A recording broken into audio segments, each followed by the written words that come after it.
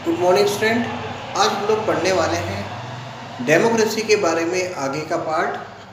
हमने last session में 80% जो उसका पार्ट है वो मैंने आपको समझाया था कि उसमें कौन कौन से फीचर होते हैं डेमोक्रेसी के, और आपको बताया था कि किस तरीके से जो आर्गुमेंट्स है डेमोक्रेसी को लेकर कि किस तरीके से वर्क प्रैक्टिसेस की जाती है, पावर का यूज़ किया जाता है और सारी चीज़ें जो है वो एक पूरे लोगों के लिए कुछ मेंबर्स ही लेते हैं, जिनको लेकर जो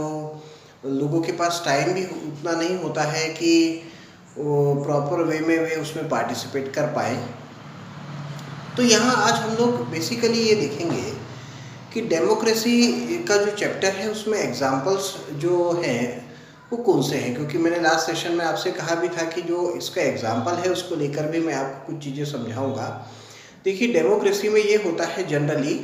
कि हम पहले तो ये समझ लें कि जब हम किसी को राइट देते हैं हमारे बारे में डिसीजंस को लेने का, तो कुछ चुनिंदा लोग ही वो सारे डिसीजंस लेते हैं, और अगर हमको वो डिसीजंस पसंद नहीं आते हैं तो हम फिर अगला जो इलेक्शन होता है उसमें हम चाहे तो उस गवर्नमेंट को जो है वो हटा सकते हैं और दूसरे नए लोगों को ला सकते हैं।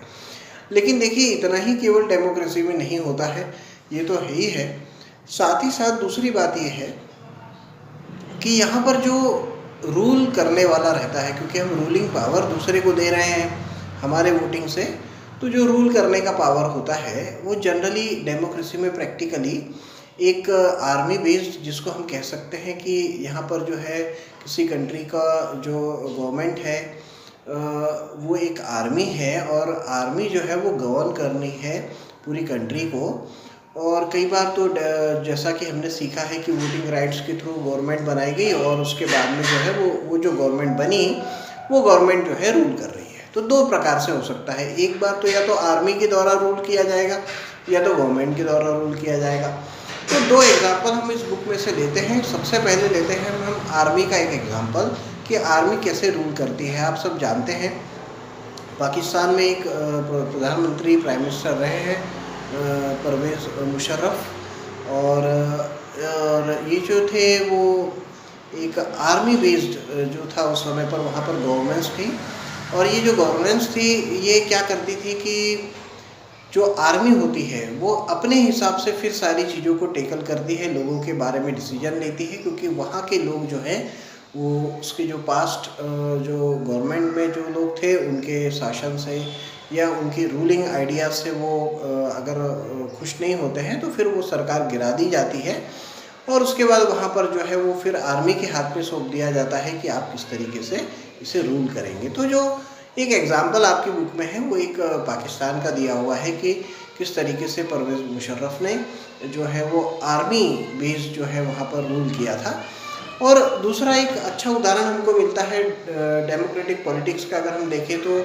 एक मिलता है जिम्बाब्वे का उदाहरण, जिसमें कि रॉबर्ट मुगाबे जो है वो काफ़ी कम से कम 31-32 सालों से जिम्बाब्वे में जो उनकी पार्टी थी वो लगातार जीत के आ रही थी। शुरुआत के कुछ वर्षों में उन्होंने बहुत अच्छे काम भी किए जिससे कि लोग काफ़ी खुश थे, लेकिन जैसे जैसे पावर आते जाता है वैसे वैसे फिर सारी चीज़ें जो हैं उसको अपने हिसाब से जो रूलिंग पार्टी होती है वो सारी चीज़ें अपने हिसाब से चाहती है कि वो किस तरीके से जो रूल करना है या किस प्रकार का कोई पावर्स अपने पास और लेना है या कौन कौन से यहाँ पर एडजस्टमेंट कराने हैं हमको कॉन्स्टिट्यूशन में। तो रॉबर्ट मुगाबे जो थे उन्होंने जब शुरुआत में वो जीत कर आए तो उन्होंने ये सारी चीज़ें की, लोगों के लिए काम भी किया, लेकिन धीरे धीरे जैसे उनमें पावर जो है उनके पावर मिलता चला गया तो उन्होंने क्या किया कि जो कॉन्स्टिट्यूशन में जो प्रेसिडेंट के पावर्स होते हैं उसको काफ़ी बढ़ाना शुरू कर दिया। मतलब यहाँ तक कि रॉबर्ट मुगाबे जो थे उनके इस पावर बढ़ाने की वजह से और जो इलेक्शन को जीतने की इच्छा है उसके लिए वो क्या करते थे कि दूसरी रूलिंग जो दूसरी अपोजिशन पार्टीज होती हैं उनके किसी भी काम में ऑब्स्टेकल खड़ा कर देना, उनके लोगों को हटवा देना और मल प्रैक्टिसेस करना, और उसमें आप ये भी कह सकते हैं कि हाँ कुछ पैसे देकर या कुछ चीज़ें देकर लोगों को ख़रीद लेना। इस तरीके की जो चीज़ें वहाँ पर हुआ करती थी उससे जिम्बाब्वे के लोग जो थे वो काफ़ी परेशान हो गए थे। तो फाइनली इन वर्षों में क्या किया गया कि जो 30-32 3 दशकों से जो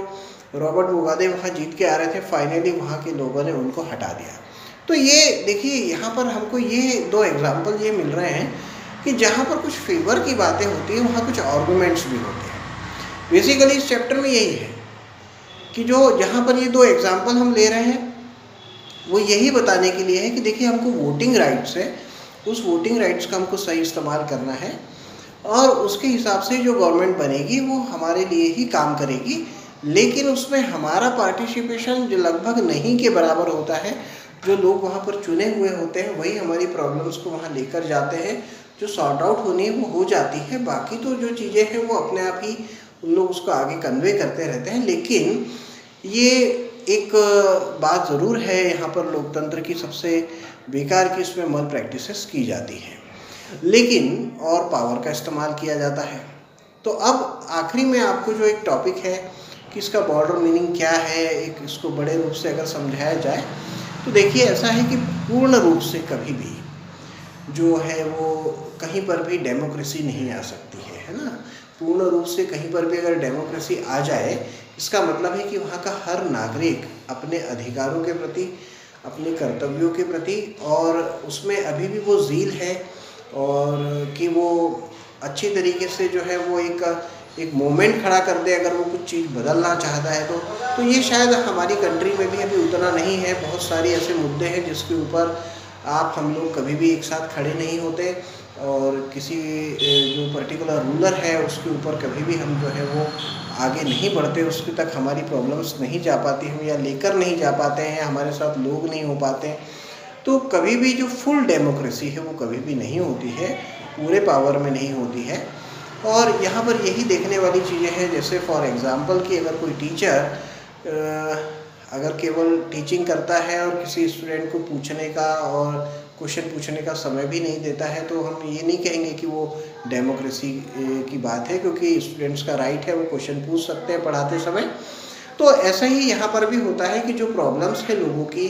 जो विशेष मुद्दे हैं, वो कुछ खास से जो बड़े मुद्दे होते हैं उसी को जो है यहाँ पर सुलझाया जाता है, लेकिन जो छोटे छोटे होते हैं मेरे ख्याल से ज़मीनी तौर पर उसको नहीं सुलझाया जाता है, क्योंकि उसके लिए जो मूवमेंट करने की ज़रूरत है वो करने का ना तो आप और हमारे पास टाइम होता है और ना ही हम उसमें कभी इंटरेस्ट ज़्यादा ले पाते हैं।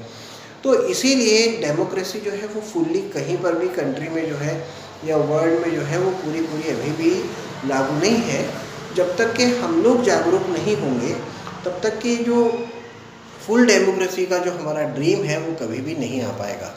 तो देखिए, इस चैप्टर में जितने भी एग्जाम्पल्स और इस सेशन को काफ़ी शॉर्ट मैंने किया है कि आप उस चैप्टर के लगभग सारी चीज़ें मैं आपको पहले वाले सेशन में समझा चुका हूँ। तो इस सेशन